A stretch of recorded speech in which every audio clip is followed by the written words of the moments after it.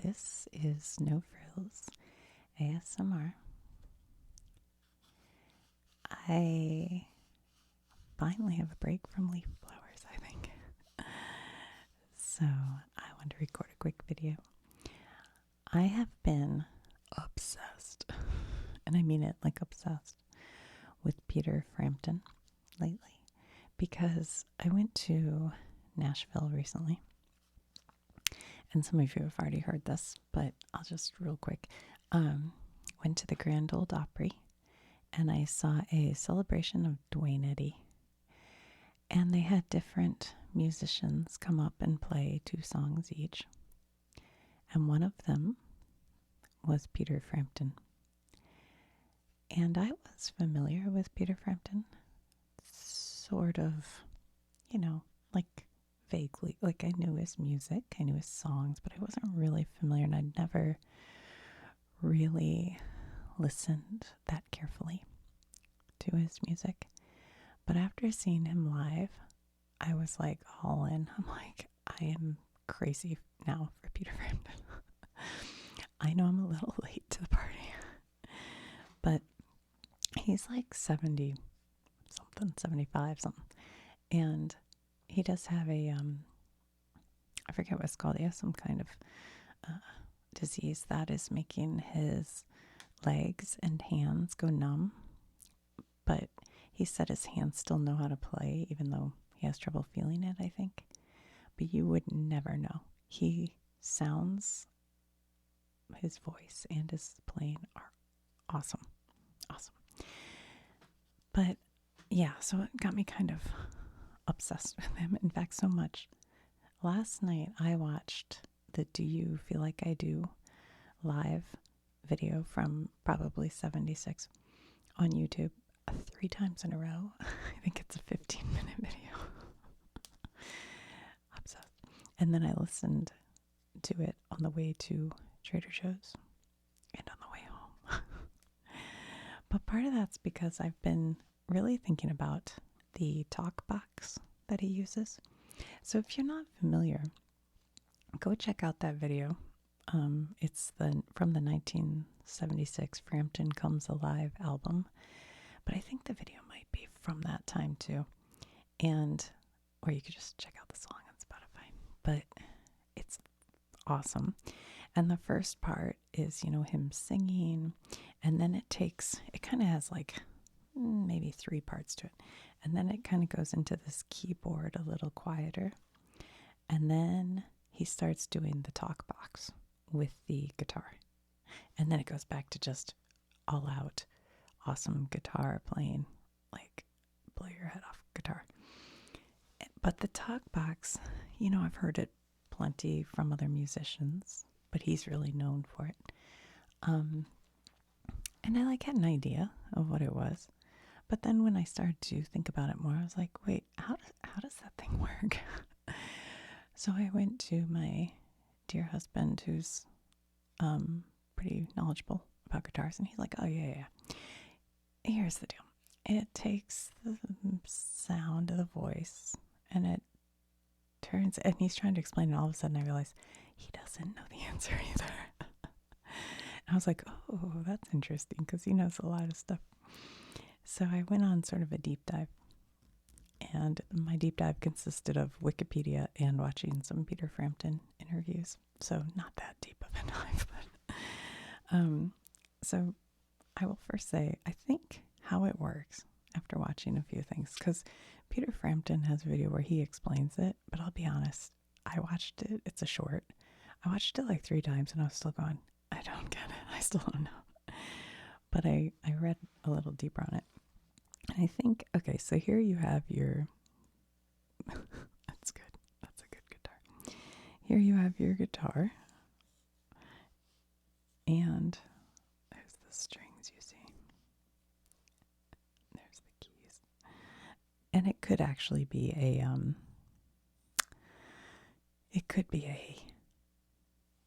keyboard as well, but in this instance, it's a guitar. Okay, so you have your guitar, and it has a,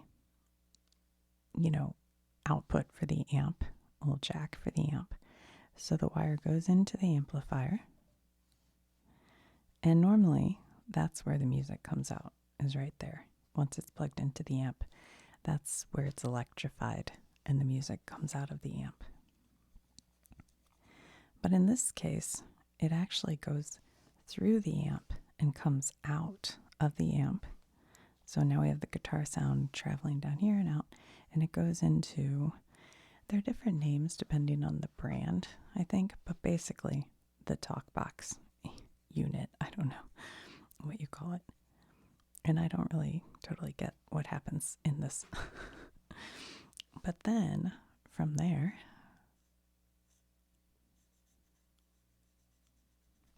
it travels out of there and into the microphone. So this here is the singer's microphone. Okay, so now let's make him a little closer.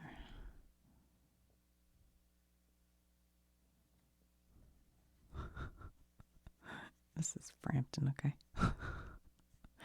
just go with me on this. He's real skinny too.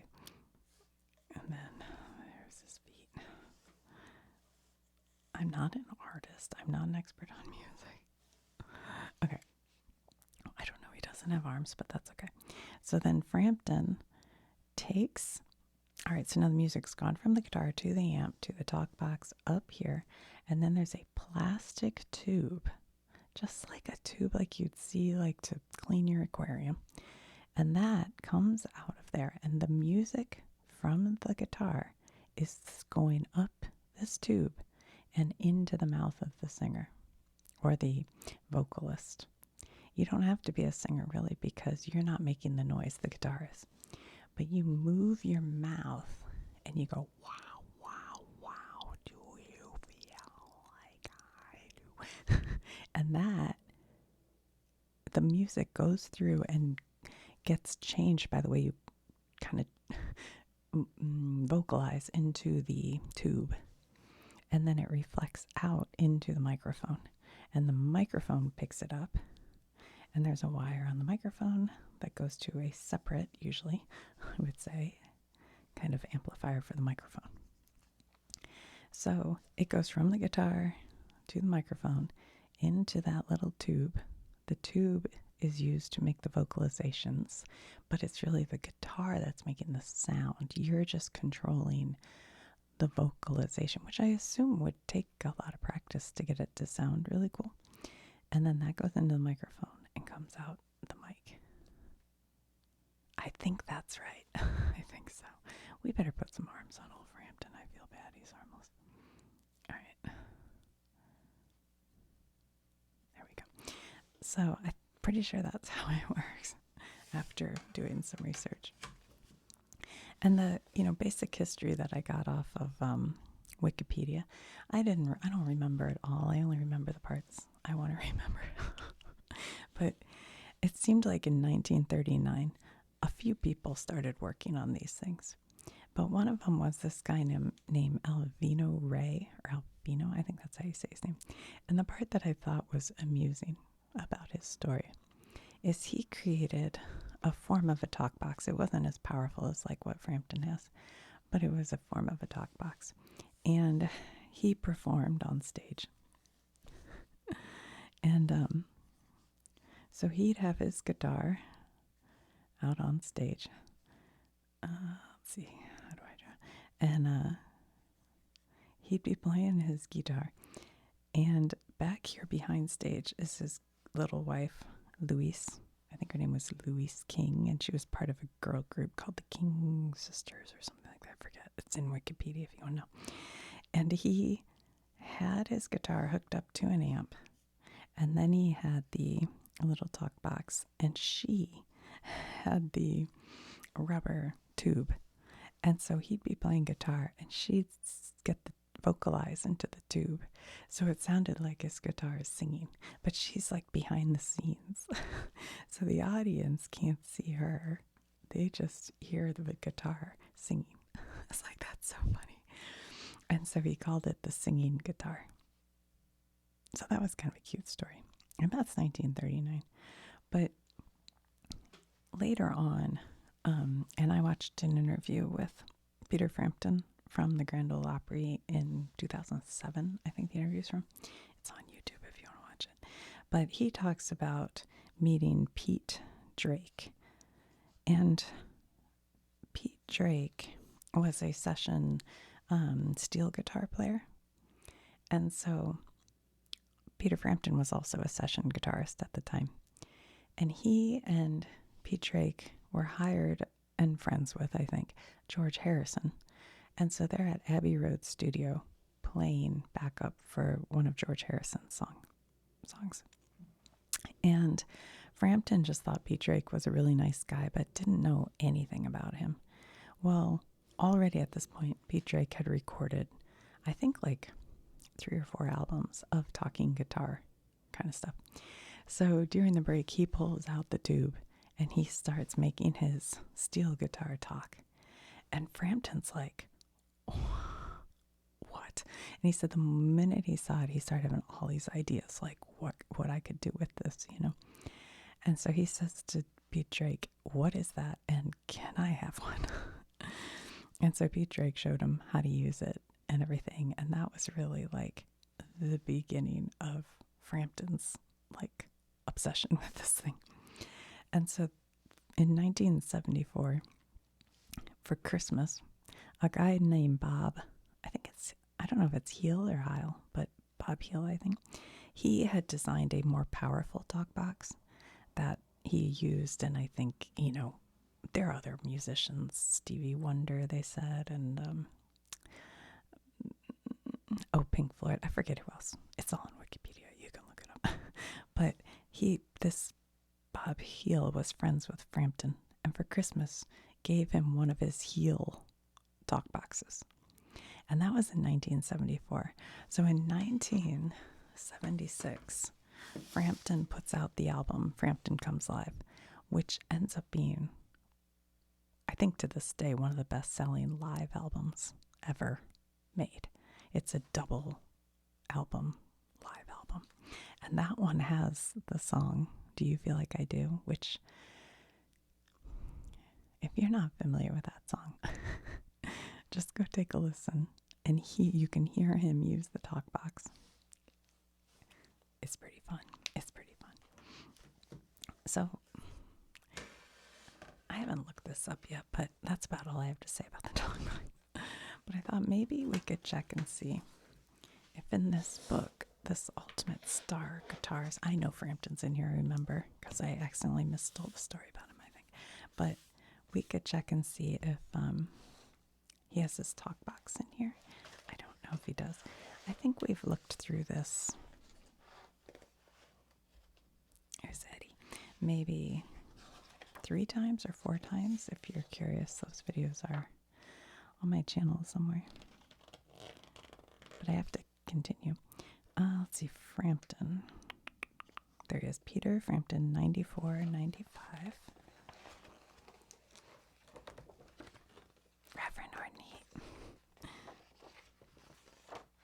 When in the video, the short I made, where I'm drinking a martini, which, by the way, somebody said it's a full body reveal of Linda, which I didn't even think about, but yeah, I guess it is. But it's this guy who sings the song Martini Time that I use in that video. It's Martini Time. Anyway, all right, what did I say? 90. Here he is. Oh, here he is. Look how cute. So everybody in the 70s was like scrawny. Of course, he's probably 17. He's like a little kid. And he did say that the, I don't know what you call it, producer or whoever manager he had was like feeding him cocaine and kind of stealing his money, I think. So probably not a great time. But here he is with his Gibson. And this one, see how it has 1, 2, 3, it has triple pickups on it. He had this guitar in Nashville. This is what he played. But this is the guitar that disappeared for a while. Maybe I'll do a video about his guitar sometime. No, because I think I messed it up when I told you before. He doesn't have his talk box in any of these. See, there's the guitar again. Is there more about him? Nope. Well, anyway, this is Peter Frampton in the 70s. He doesn't look like this now, but he doesn't not look like that. Like, he's got short hair and he's in his 70s, but he's still super trim and cute. Like, he hasn't changed too much. Let's see. Let's see if they tell us the story, because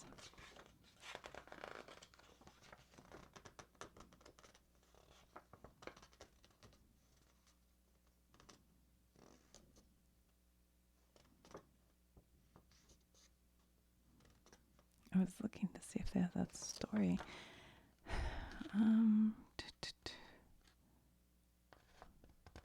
It's weird they don't tell the story of the guitar in here.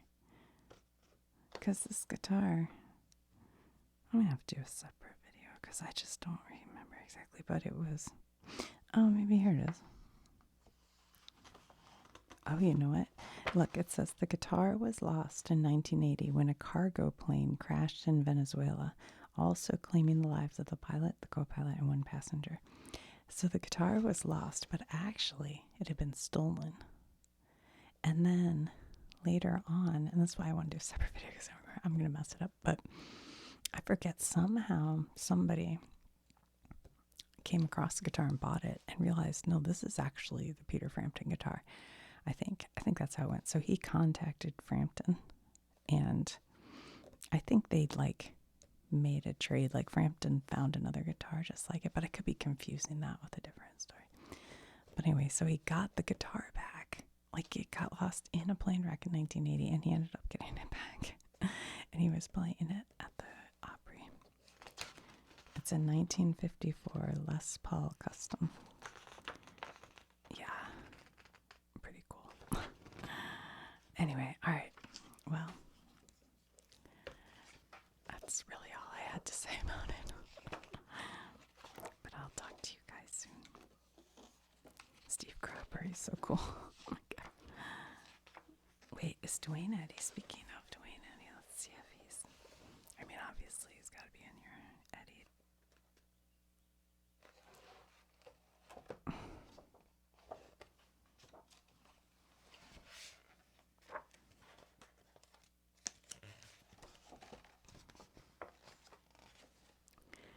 There it is.